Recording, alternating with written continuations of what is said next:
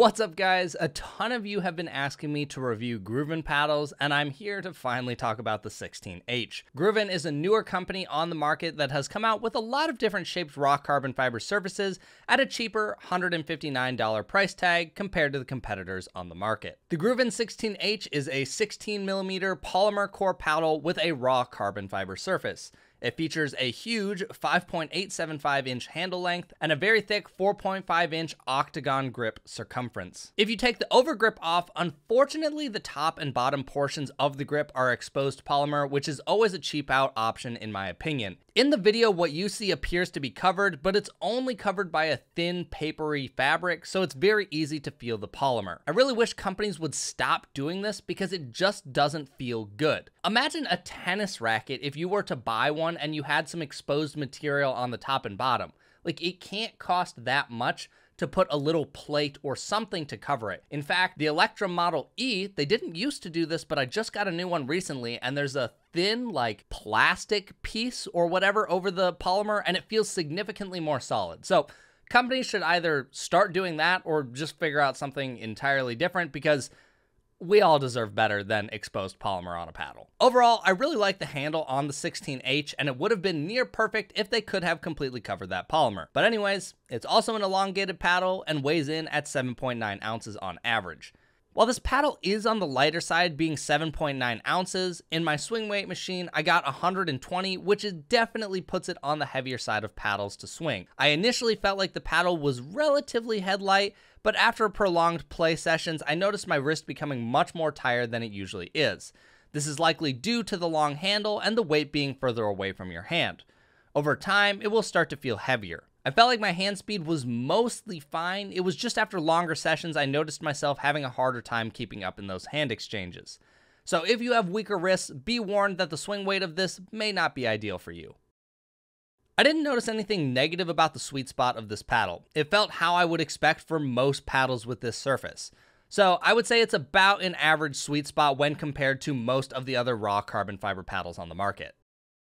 As you'd expect for one of these raw carbon fiber surfaces, the spin potential on this paddle is quite good. I got 1504 RPM, which is a very respectable number. I never felt there was an issue with spin despite being slightly lower than a few other raw carbon fiber paddles. The slight drop compared to other paddles could be a number of different things.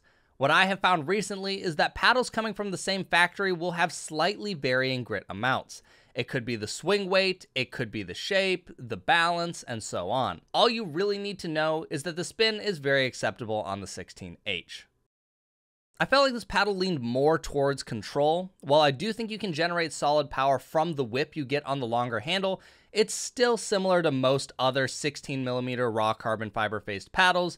You get a more muted and dampened feel, and the ball feels like it sinks in and sits there a little bit longer. It doesn't give you a crisp explosion off the face like most power paddles do. I actually had an unbelievably easy time transitioning into this paddle because I think it plays so similar to other paddles I already liked, such as the Yola Hyperion CFS and Electrum Model E. Within a game or two, I felt just as comfortable with the 16H as I did with the other paddles I just mentioned. Resets, drops, and blocks all feel very easy on this paddle. You might not be able to drive it as hard as some other paddles on the market, but I do still think you can generate some adequate pace, and if you wanted to add a little bit more power, you could try adding lead tape to the sides of the paddle as well. I would say that the softness of this paddle is more comparable to the Model E than it is the Hyperion. One area I really enjoyed this paddle was in singles. This is where the two-handed backhand was able to shine more easily because it gets used a lot more.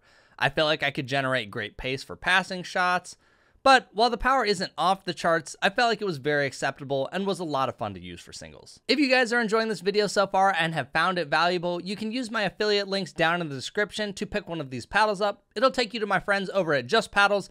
They're an online retailer and they're a great friend of mine, and using that link just helps support my channel so I can keep putting out content just like this. I haven't noticed any issues with the paddle so far, but one thing I want to note is that the warranty is only 3 months. This is similar for Electrum and Carbon as well. With the warranty being so low, it does make me feel that they aren't very confident in the durability of the product, but in my time using it so far, I haven't had any issues.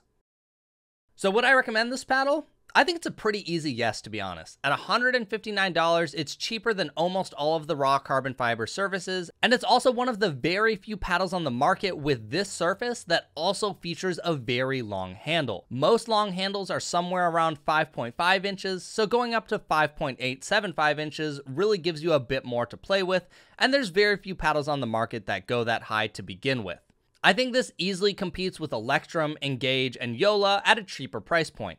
If you compare it directly to something like a Hyperion CFS, I think you do lose out on certain features like the carbon forged handle and Hyperfoam edge wall, but at $60 cheaper, you're getting a really solid value even without those features. There's nothing revolutionary about the 16H. If you're expecting new features that top the competitors, you aren't going to find that here. But I do think they found a nice niche by offering a very long handle and a raw carbon fiber surface at a cheaper price than everyone else. So if you were considering the 16H and already know that you like the feel of something from Electrum or some of the Yolas, I think you'll likely enjoy this as well. If you guys enjoyed this video, make sure to click like and subscribe down below, and I'll catch you in the next one.